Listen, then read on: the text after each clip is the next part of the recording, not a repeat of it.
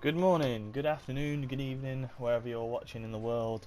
Welcome back to another FIFA 20 Ultimate Team video on the FPLConnect channel. I'm FPLConnect, as I'm known on Twitter, and you can find me at FPL_Connect, where I'll be posting my videos, my Twitch streams, and all the updates, and generally just interacting with you guys. That's where you can hit me up. Basically, I was a Fantasy Premier League content creator, for those who don't already know.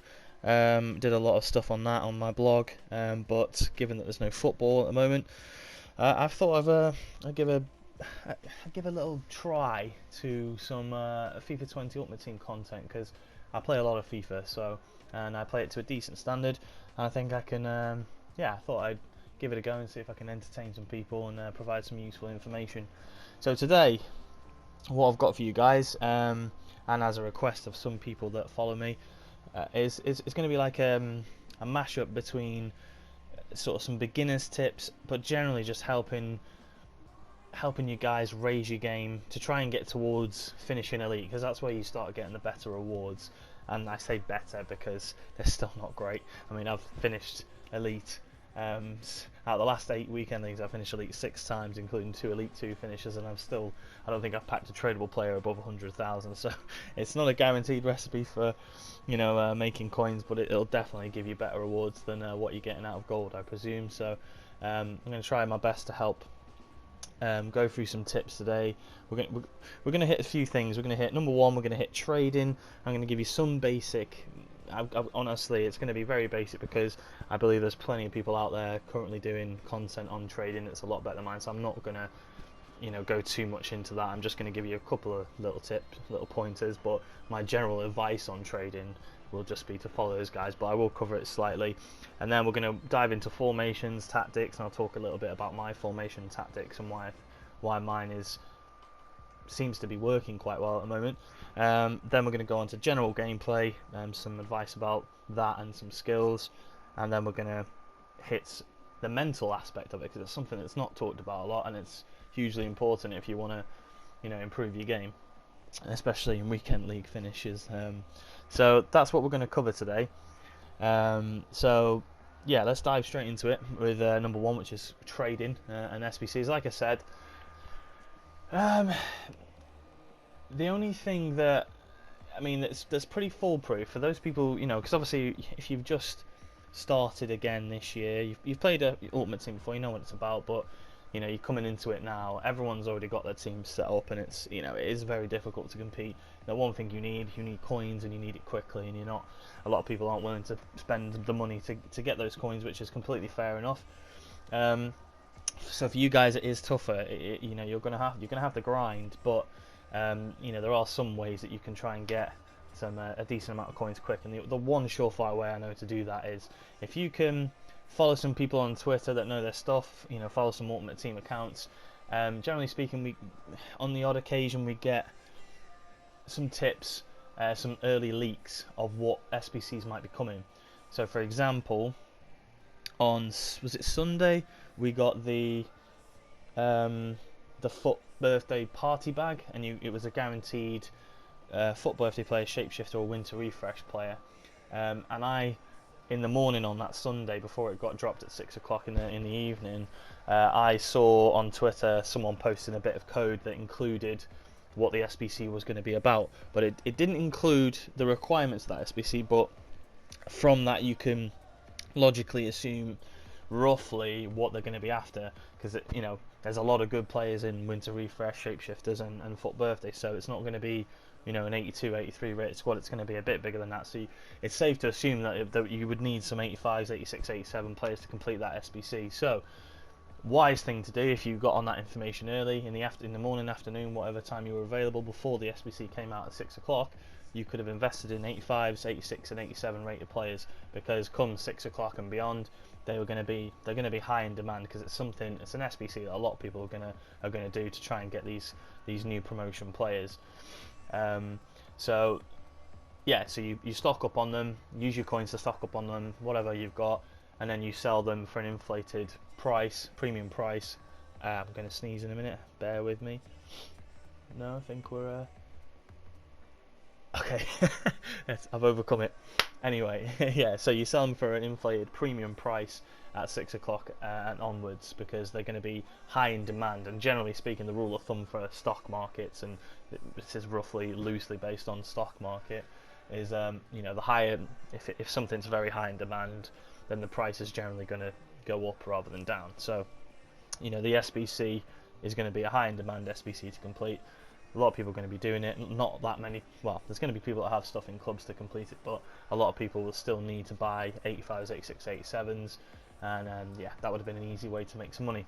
So that's one surefire way I know to make to trade and make some decent money.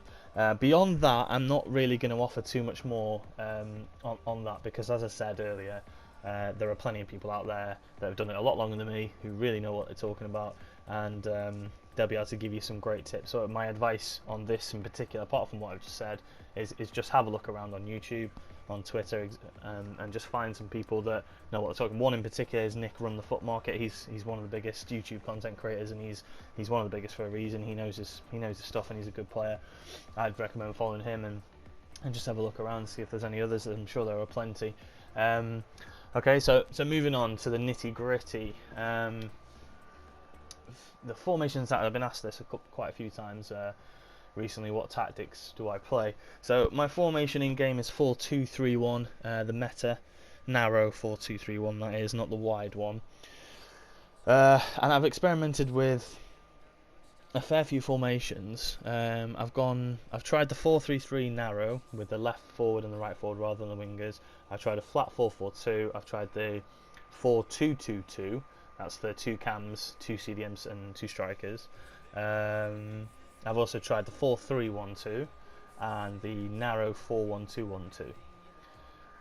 So I've tried some formations and I keep coming back to the 4-2-3-1 because I believe it is the most balanced. And when you're playing in weekend, you're going to come up against a variety of different types of players who are going to employ different formations and different tactics themselves. So the best way to counter that is have the most balanced formation you can find, and to me it's the 4-2-3-1. It gives you a bit of everything. You know, it gives you some width on the attack. It also, you know, depending on what your instructions are, you can be really narrow and pack the middle.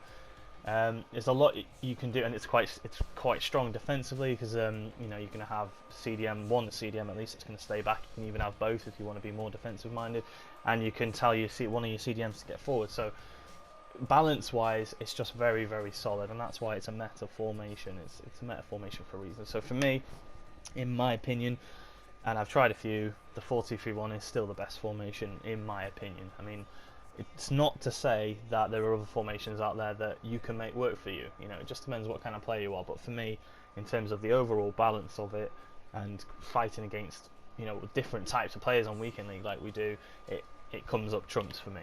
And you know, my finishes recently speak louder than words, I guess. You know, because I'm finishing elite with this formation. So it's all about, as well, it's not just picking the formation. You've got to pick the players to suit the formation as well. And the instructions. The first thing I want to say about these tactics instructions, they're not going to work for everyone, okay? Really not going to work for everyone because I have a specific style, and I'm sure by looking at these slots that I've just pulled up now, you'll be able to tell what kind of style I play, and that's pressure. I like to put pressure on my opposition and keep him from boxing me in. There's only one tactic there, which is not pressure, and that's the ultra defensive, and that is literally a very last case resort for when I'm up against some elite 1 level player and I'm somehow winning. You know, that's the only time I'm going to play any kind of drop back, and I'll play on the counter and just get the men behind the ball and defend. And I very, very rarely use that formation. But the rest of them is pressure. Now that's because I like that style, and it's because I've identified that my key weakness is defending on the edge of my 18-yard box. If I'm up against a good player and he pens me right back, and they're good at dribbling, they're going to create the chance eventually and score. So for me to try and counteract that, I try and push it right to the top of the field and defend from the front and stop them pushing me back, if that makes sense. So that's my style. That's how I like to play because I've identified my weakness. Now you need to do the same. You need to do 2 things: identify strengths and weaknesses, and the second one is identify the way you want to play, because pressuring from the front doesn't suit everyone. So you need to identify those two things, and then you need to adapt your tactics around those two things. So this is what I've done. Formation's done. So the one I use the most is this. This is what I start on typically. I try start on the front foot, so I play a high depth, medium width, pressure on heavy touch, and I keep the offensive style balanced. So it just gives me a range of different ways to play. Actually, to be honest, it doesn't really matter about corners and free kicks. It's just the only reason I've put it back here is because when the corner is defended, the ball always tends to land directly at the striker's feet, and there's a counter one. So I'm just wary of that. So that's why that's on that. But it doesn't really matter in terms of pushing them in like that and having one out. But just to be safe, I have it on 3 rather than 4. More importantly is the instructions. Now, every formation I have, my fullbacks stay back attacking, because if you want them to bomb forward, you can trigger the run. You can trigger the runs forward to get that width on the right or the left, but stay back generally speaking on all of them, unless you're going all out attack. CDMs are important for me. I have one, the more defensive one, on stay back while attacking. Both of them cover centre, because you've got your stay back while attacking on your fullback, so there's no need to cover the wing. Plus, a lot of play goes to the middle, so you want your CDMs to be right in the middle, cutting out passes and trying to win the ball. Now, I don't have cut passing lane on defensive behaviour, because to be honest, I've never really had a problem cutting out passes with my CDMs. You might want to instruct that on your key CDM, so for me that's Kante, but as I said, on balanced defence, I've never had an issue with him cutting out passes. Yeah, so it's up to you on that one. You can put cutting passing lanes on. It doesn't. I'm not sure if that makes any real difference or not. And then the other CDM, I like to have a very, very well-rounded other CDM who can do everything. Mendy is just about good enough to do everything. I've got a dead eye on him. So he's good at finishing, good at passing, his defensive physical and pace is already good enough, and he's got good energy, good work rates, so he's perfect for that. So I tell him to get forward, and he makes some great runs and arrives in really good positions on the edge of the box, and makes runs into the box as well, and gets on the end of things too. And with the high stamina and high defensive work rate, he'll track back and cover as well. But at all times, you've pretty much got 5 defending, even on a counter. So you know, it doesn't matter that you're bombing him forward. Don't worry about, don't be too scared of putting him on get forward. I'm telling you, the difference in attack on this formation with that get forward is very, very big. So that's my recommendation, to put him on get forward. Makes a big difference to your attack. Now, to make your attacks more dynamic, have all 3 of your cans on free roam and get into the box. Because with free roam on, it really messes with the fullbacks. It pulls them out of position. That, you know, they're all popping up in different positions. They can't mark them. It's great. They make runs inside the fullback and the centre back. They come short. It just makes your attack completely dynamic and a bit more fluid than if they're just sticking to their positions on the left and the right. That's my recommendation for those. And then you want your attacker stay forward and making as many runs as humanly possible. I would advise heavily to make sure your striker is on a high work rate. Medium work rate is okay if you've got a cam on a high work rate, but for me, I like both of these guys to make a lot of runs. So ideally I'm looking for players with high attacking work rates all the time. I think the only player I would be happy with medium work rate is Lionel Messi and moments Dennis Bergkamp, and I've used both and they're both incredible. But again, you've got to have the high attacking work rates to surround him, because he's not going to make runs all the time. So that's the key tactic I use. My defensive one is reserved pretty much for when, you know, you say you're 2-0 up and then they get a goal and they're starting to build pressure. I like to drop it to this tactic just in case. I keep the pressure on heavy touch, but I drop the width to 3 to make it really narrow and compact. The depth comes down a couple of bars too. Still not, you know, deep, but it's come down a little bit. This at the bottom pretty much stays the same apart from possession. And possession's there because when people are chasing the game, they like to activate pressure tactics. And so with the possession tactic, you get people coming to feet and you can pass your way and work your way out. But again, it depends on the player. You know, I'm good. My sort of strength, I would say, is passing, so it's comfortable for me to make 1-2s and work my way out of dangerous situations where I'm under pressure. If that's not your style, then you might have to look at something different. But for me, possession works great as a counter tactic against people who are going to start pressing you.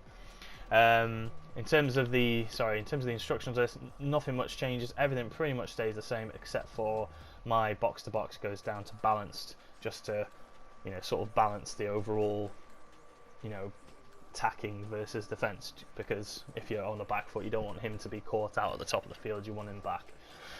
Everything else is pretty much the same there, and I'm not going to go into this one because I hardly use it. That's literally just 10 men behind the ball well, 9 men behind the ball and a striker up front, drop back, long ball, everything quite deep. But this one's very useful, and I would use this sparingly, and use it in bursts, because constant pressure tactic really does sap your player's energy. So if you go 2-0 down early, don't be afraid to switch to this one quickly and just apply the pressure and try and get back in the game as quick as possible, because at the start, in the first half, that's where your player's going to have all their energy. You don't want to be waiting until the 75th minute to apply this tactic, because their energy is going to be sapped by that point. So it's a very good one for getting back on level terms pretty quickly. And those who have watched my streams and watched my videos, you'll notice that I do switch to this tactic and use it quite a lot. It's very, very, very useful. So it's very aggressive, as you can see. I play quite high width because what I want with this tactic is to press wide. So like if they're trying to play out of my early press, I've got my fullbacks pushing right up to stop it going into the wingers as well.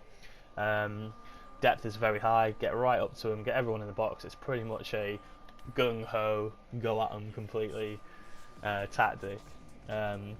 So with the instructions, again, free roam your wingers. You want one sort of striker dropping in, picking up the ball and making different types of runs, the other one making runs in behind.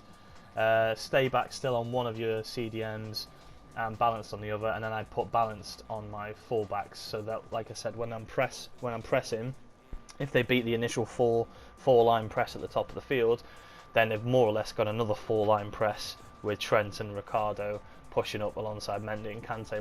When he tries to play it into his wingers, you've got those right up against them, and it's very, very, very what's the word? Effective. So those are my tactics. That's pretty much what I use now.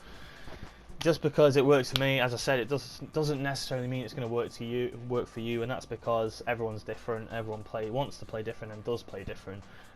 So just bear that in mind. As I said, the two key things in that is identify your strengths and weaknesses and the way you want to play, and then go from there and shape your tactics around that. But just to give you an idea of how I've done it and what I've done, that's what I do pretty much. Right, moving on to general gameplay and skills now. In terms of this one, you're gonna watch, pros and YouTube content creators, and you're gonna see the way they play. You're gonna see them throwing out skills and stuff, and it's tempting to try and learn loads of these skills, but sometimes it's not reasonable. You haven't got the time to do it, or whatever it might be. Bear in mind that a lot of these guys are getting paid to do this. So they've got plenty of time to learn all these skills and absolutely perfect them. And that's why they're as good as they are, because they know it's not just about knowing the skills either, but it's about knowing when you employ them, when to use them. And it really does take a lot of time to master that. So my recommendation here is, and if you're not already using these skills, then if you want to take the step up, then you really do need to learn them, and they aren't that difficult. They aren't that hard. They aren't that difficult to learn. These are the ones that I'm going to talk about, and these are the ones that I use. I only use 4 or 5 skills literally, and they're very simple. So number 1, strafe dribbling. You just literally hold L1, and that keeps the ball really tight to your body. If you're going to lose the ball, then hold down L1, move away from the player, and it just allows him to keep control of the ball in a situation where you can see you're probably just about to lose it. That's a very effective tactic, especially if you're want to keep possession. You're a possession-based player, or generally speaking, you just want to keep hold the ball in tight situations. That's great. So strafe dribbling, L1. The next one's a simple ball roll. It's actually something that I've only sort of December time included it in my game. I never really used to use it that much. It's a very easy and effective skill, and you literally just use the right analog stick, and whichever way you're facing, you just push it horizontally the other way, or one way or the other. So for example, if you're attacking from right to left, you're sprinting directly right to left, then if you want to ball roll to the left, you just hold down on the right analog stick. If you want to ball roll to the right, you push up. Very simple skill to use the ball roll. I would suggest mastering that as well, because not only is it good for just keeping possession of the ball, but it's great for positioning your player in a position where he can shoot. So if you're sprinting away from the goal, if you ball roll inside, it opens up for a shot near post, you know, as an example. Another example is when you're one-on-one with the keeper. Another way it's very, very powerful. One-on-one with the keeper, you can, if you just wait, if you time it right, you can ball roll the keeper and then tap it in, because often or not, when you're running through on goal, they're going to try and bring the keeper out or mess about with the keeper to put you off, whilst the defenders are chasing you down as well. So the great thing is you just sprint at them and then you ball roll like within a second of the keeper just about to tackle you, and then immediately hit circle, and that's a great way to score one-on-ones. So ball roll is incredibly effective. The other one I use is a fake shot. Very simple. I just use square and X. It depends how you, I don't know, like some people like to use circle and X, but it's, you just tap square and X really quickly and move your left stick in a direction that you want to go. That's quite effective. Fake shot stop is another effective one, which is exactly the same, but instead of moving your left stick after you've activated the fake shot, you just literally don't move it anywhere. Just hit square X quickly, and then don't move your analog stick, and then move your analog stick after it's completed its animation. And that's a really effective one for control or coming inside when you're on the wing. Other thing I use is a heel to heel. That's quite useful. I don't use it that often though, but it is quite useful. And that's if you're running right to left, then you want to push your right analog stick back and then forward really quickly, right and then left. So if you're looking at it, you push it right and then left, and that performs a heel to heel. That's quite effective. And then the last one is one more I use. Pretty much, I think that's more or less all the skills I use, really. Yeah. The drag back, just going back to the drag back now, like I said, it's one thing learning how to do a drag back, but it's knowing when to use the drag back and exactly what positions you can use it and how you can use it, because there's a few different ways you can use it. Now you can do the standard thing, which is when you're sort of running diagonally and the defender's sort of following you, there's a little space in behind him on the left, and you can drag back and move your left stick into the left behind the player, and that usually opens up a shot for a chance. But a lot of people use that tactic now, and it's not easy, but depending on what player they're using, but you can see when they've activated the drag back animation, and you can move your player quickly as soon as you see that into the space behind him. Now the one thing I don't see that often in Weekend League is utilizing the drag back but going back the same way that you were originally facing. So that's just exactly the same. You hold down R1, you move your left stick backwards, but then throw it back the same way that you were originally facing, because as soon as you activate that drag back, that player is going to think, right, he's going to try and drag back into the space behind my defender, and they're probably going to try and look to cut that off. And that's what you're looking for all the time in attack, is that extra little yard of space to get your shot away. This is a fantastic way, and one way that a lot of people don't use is you drag back and throw it back the same way. As soon as you activate the drag back and the animation starts, they're going to think, right, he's going to try and get in behind me, and I'm going to move him back that way, and that's going to give you an extra yard or two of space to get your shot away. If you can master that, I'm telling you, that's going to be a game changer in your attack, 100%. So for those people that don't already know those skills, learn them. It'll take 2 or 3 of them, 4 or 5 if you've got the time, and learn them, master them, and I'm telling you, your game, you'll notice a big difference in your gameplay. For those of you who already know those skills, as I said, if you know them, it's not just about knowing them, it's mastering them, knowing when to use them, and that just comes with practice. You've just got to keep practicing and focusing on using those.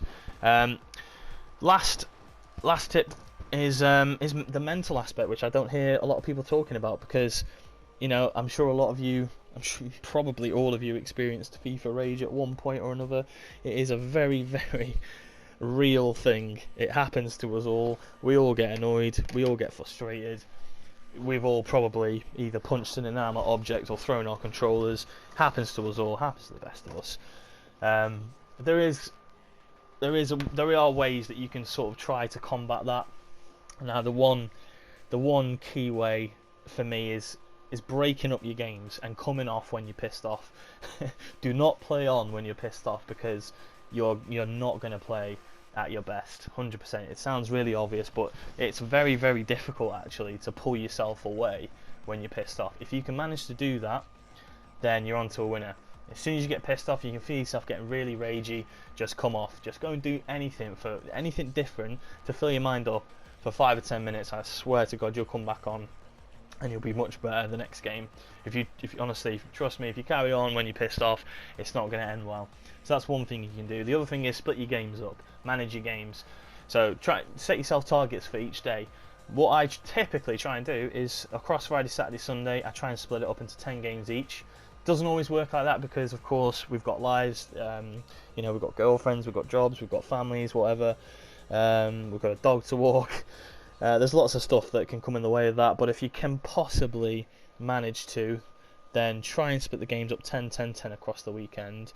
And typically gameplay is the worst between around 12 o'clock and I'd say 8 o'clock, 9 o'clock. Those are the hours where there's a lot of people on, a lot of people playing, the load on the servers is heavy and the gameplay becomes a bit slower and it's more difficult. So the best way you can combat that is try and play in the mornings and try and play in the late evenings. If you can't do that, you can't do that. There's not much you can do about that. But if you can help it, then try and play in the mornings and the evenings. Yeah, that's pretty much it, guys. I can't think of anything else. I've covered every base that I know that I do personally that helps me. So I hope that all that was at least somewhat interesting and hopefully useful for a lot of you guys. Trust me, it works for me anyway. You've now seen my tactics, and these are all the things that I do to get to these elite finishes. So I sincerely hope it helps, and I hope you guys can smash it this weekend. Employ some of these tactics, employ some of these things that I've said, and hit elite. Hope everyone's staying safe again, and staying sane. Wishing everyone all the best, and until next time, peace out, guys.